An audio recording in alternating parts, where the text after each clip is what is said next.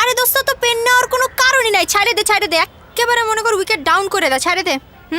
ছাড়ে দে। পারবো না, ও যে কিউট, তুই দেখলে তোর মাথা নষ্ট হয়ে যাবে রে। এ পকর বন্ধ কর, পরে ফোন কর, রাখলাম। হুম হুম আব্বু অনেক ইনসাল্ট করছে না তোমাকে? না, ইনসাল মিনসাল কিছু না, ওই সে যা বলছে নর্মালি এগুলো যে কেউ বলবে। মেয়ের এনে টেনশন করবে না যে কার সাথে কি বিয়ে হইতেছে। বাদ দাও, এখন তুমি ফোন ধরো তোমার বেস্ট ফ্রেন্ড। বাদ দাও। আমারটা সব শুনে টুনে এখন বাদ দাও, এগুলো ছাড়ো, ধরো ফোন ধরো। রেডি? ক্রিং ক্রিং কিরিং কিরিং। হ্যাঁ দোস্ত, কেমন আছিস? হ্যালো রাশেদা, আমার ফ্রেন্ড, মেয়ে ফ্রেন্ড।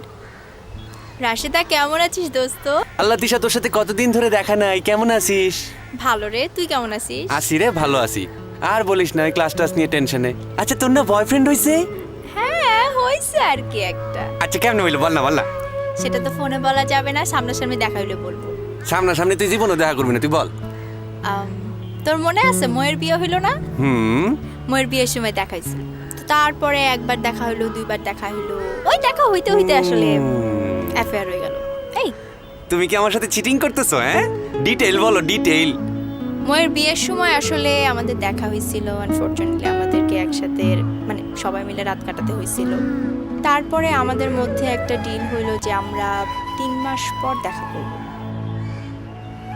সামহাউ দেখা হয় নাই। তারপর 6 মাস পর আবার আমাদের দেখা হইলো। আসলে ওই 3 মাস পর আমি গেছিলাম জানিস, বাট ওর হাত ভেঙে গেছিলো তো এর জন্য আসতে পারে না। আমি যে অনেকক্ষণ ওয়েট করছি, কেন গেছিলাম আমি না জানি না জানিস। আমি গেছি, ওয়েট করছি, আই থট দ্যাট ও আসবে, সে আসে নাই। খারাপ লাগছিল, আবার মনে হয়েছিল যে কেন আসবে, আসার তো কোনো কারণ নাই। 6 মাস পর দেখা হইলো, একবার দেখা হইলো, তারপর আবার দেখা করলাম। আমরা কখনো ভাবি নাই যে আমি এই ছেলেটাকে এত পছন্দ করব। কেমন জানি একটা অভ্যস্ততা হয়ে গেল জানিস, মানে ওর সাথে কথা বলতেই হবে, দেখা করতেই হবে, শেয়ার করতেই হবে, কেমন কেমন যেন একটা হয়ে গেল। ও আসলে ইটালি চলে যাচ্ছে, আব্বুর সাথে দেখা করাইছিলাম। এখন না হঠাৎ করে কাল রাত থেকে ফিল করতেছি যে ও তো চলে যাবে, তখন আমি তো শেয়ার করতে পারবো না ওর সাথে। যখন চাইবো তখন তো কথা বলতে পারবো না ওর সাথে। আমারে তো লোনলি লাগতেছে জানিস। আমার কাছে মনে হচ্ছে যে আমার আশেপাশে সবাই আছে, কিন্তু ও তো নাই। ও তো 3টা বছর থাকবে না আমার সাথে। আমি শোন না, ও না বারবার আমাকে কানেকশনের কথা বলতো যে আমাদের মধ্যে একটা কানেকশন আছে। আমি সবসময় কি বলতাম জানিস, বলতাম যে না, ইটস নট কানেকশন, এটা হচ্ছে কোইন্সিডেন্স। থামো, ইট ইজ কানেকশন।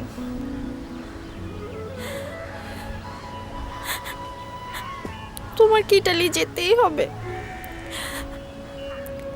না গেলে হয় না।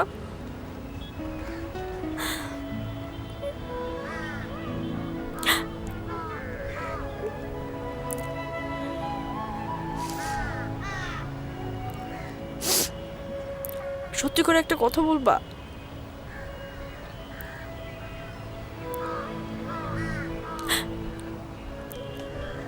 তুমি কি আসলে রাশেদ?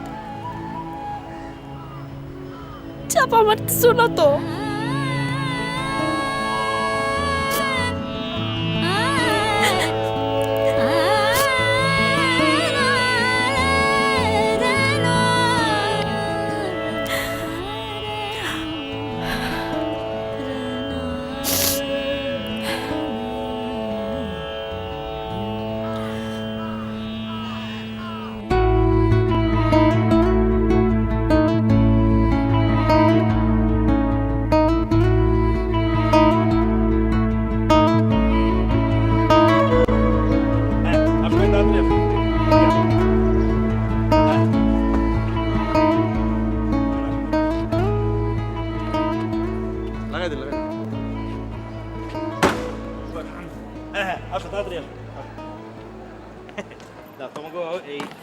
টিকিট সব বুঝিয়ে দিই।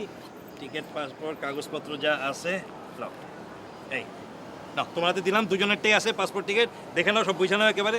আর কোনো চিন্তা করো না, টাইম হয়ে গেছে, উঠে যাও। শোনো, প্রথমে তোমরা যাবে দুবাই, হ্যাঁ, ওইখান থেকে তারপর ডাইরেক্ট প্লেনে ইটালি। কোনো চিন্তা নাই, নিশ্চিন্ত, ওখানে গিয়ে আমার একখান ফোন দিবা, খালি একটা সিম কিনে নিবা ওখান থেকে, তারপর আমার খবর দিবা, হ্যাঁ। আর গিয়ে ওখানে কিন্তু ভুলা যাও না আমারে, হ্যাঁ, না, না। মনে টনে রাখো, ঠিক আছে? ভাই হ্যাঁ, আপনি আমার সোহেলের ভাই, একেবারে। আপনার আমি ভুলি কেমনে? একেবারে অন্তরের খাঁটি কথা কইছো ভাই, হ্যাঁ, ঠিক আছে।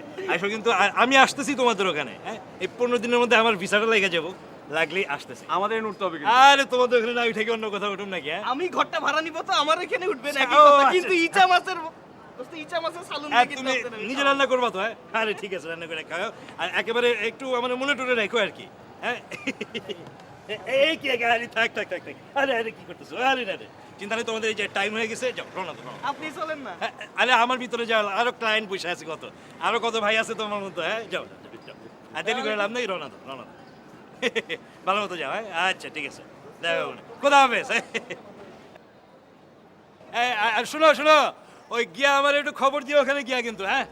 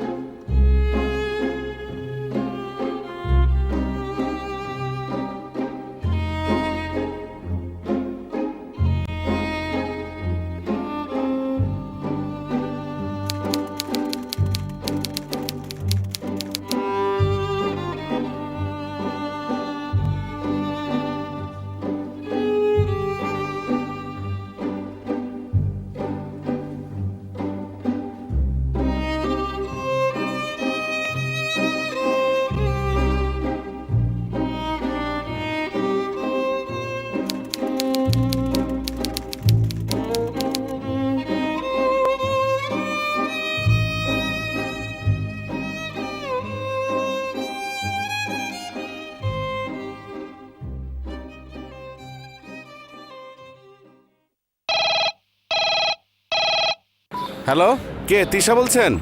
হ্যাঁ আমি তিশা। কে বলছেন? রাশেদ তো এখন ঢাকায়। কি? রাশেদ ঢাকায়?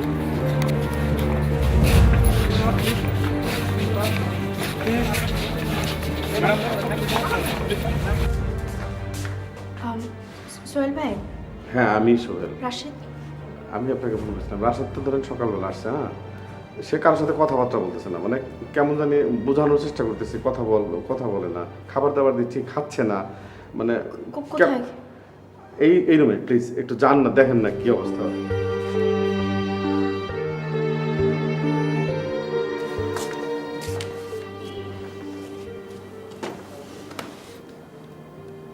তোমার ভাই কি হয়েছে?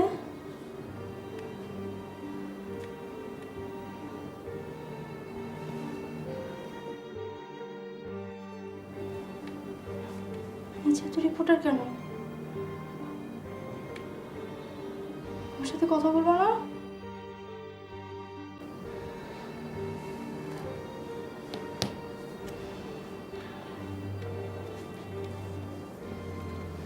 আমার দিকে তাকাও, আমার সাথে কথা বলো।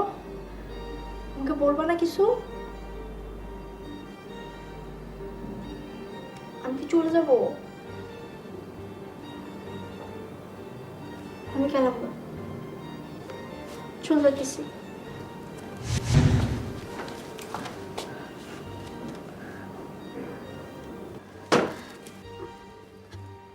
এই আমাকে বলো না, আমার দিকে তাকাও। আমাকে বলবা না তুমি? আমাকে বলবা না? প্লিজ বলো না, প্লিজ।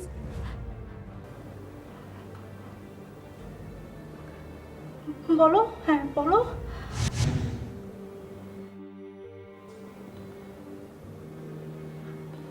তুমি বলছিলে না যে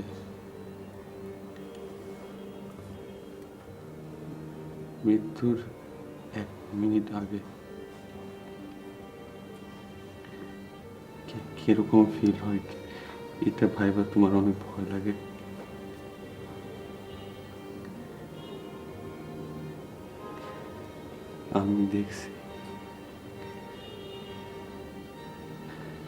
আমি দেখছি কেমন লাগে মৃত্যুর 1 মিনিট আগে। দুবাই গিয়া বুঝছি যে ইলিগাল ওয়েতে যাইতেছি আমি।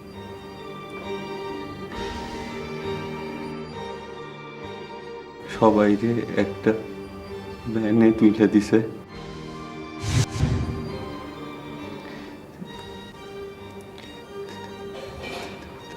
তারপরে 1.5 মাস খালি চলছি।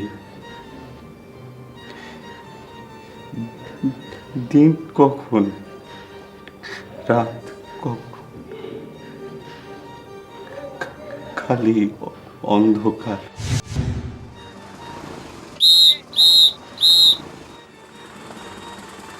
Buongiorno, Buongiorno. come va? Va bene, va bene. Dove state andando? A Perugia. A Perugia. E che trasportate? Pesci. Pesce. Mi fa vedere che c'è qui dietro? No? Claro. Dai, scendete, dai. Dai, veloce, scende. Veloce.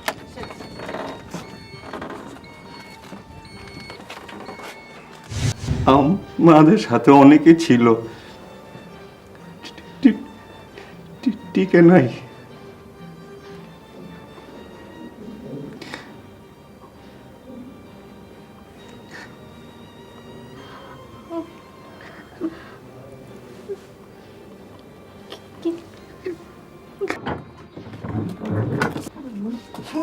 Capuzza. Ehi! Documenti! Documenti, ehi! Documenti! Stai fermo, non ti muovi. Stai fermo. Vamos, Betty. Vieni! Voleci!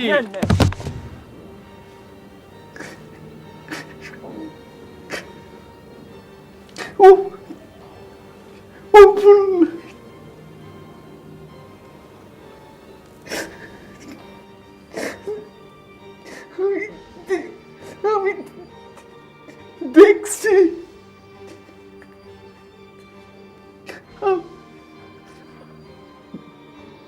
আমার সামনে open নাই।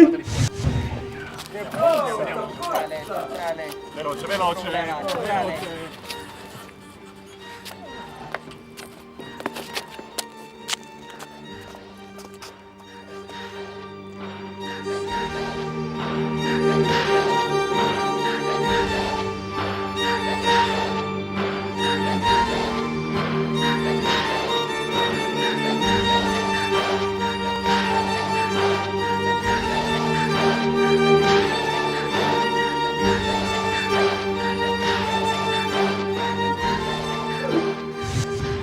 আমি unlucky.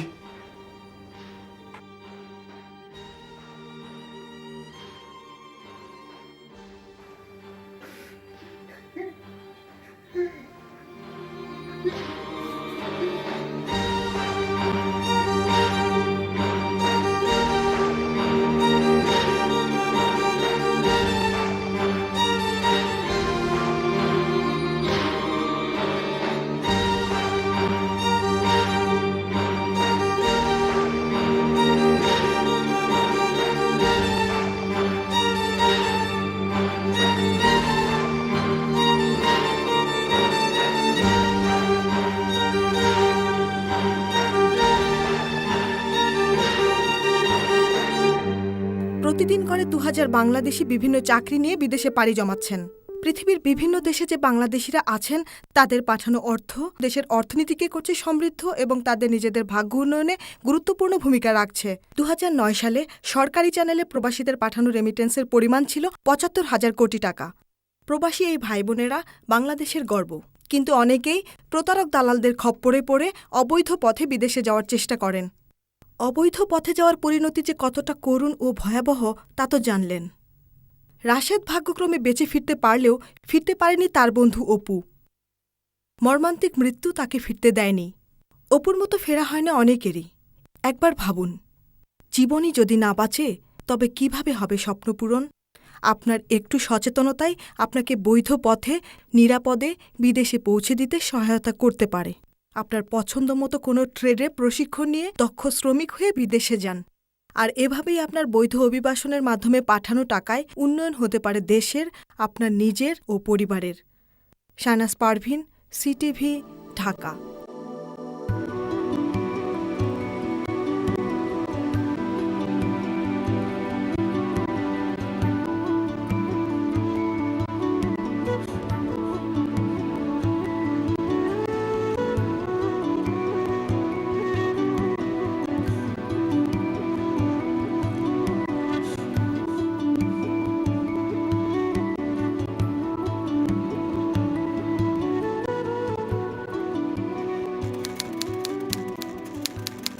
প্রশ্নবোধক টেলিফিল্মের চরিত্রগুলো কাল্পনিক, কাহিনীও তাই। কিন্তু আমাদের দেশে এমন ঘটনার জন্ম হচ্ছে প্রতিনিয়ত। বিদেশে গিয়ে জীবন বদলে ফেলার স্বপ্নের শেষ পরিণতি হতে পারে মর্মান্তিক, অনাকাঙ্ক্ষিত। আমাদের একটু সচেতনতাই পারে প্রতারণা থেকে নিজেকে বাঁচাতে। শুধু স্বপ্নে বিভোর হওয়া নয়, জীবনের সঠিক লক্ষ্যে পৌঁছনোর প্রতিটি পদক্ষেপ হতে হবে বাস্তবসম্মত। বিদেশে যাওয়ার ব্যাপারে কারো কথায় বিভ্রান্ত না হয়ে সঠিক তথ্য জেনে তবেই সিদ্ধান্ত নিন। বিদেশে যাওয়া আপনার জন্য ঝুঁকিমুক্ত না ঝুঁকিপূর্ণ? এই টেলিফিল্মের মাধ্যমে আপনাকে সেই প্রশ্নেরই মুখোমুখি করে দিতে চেয়েছি আমরা, যার উত্তর আপনারই কাছে।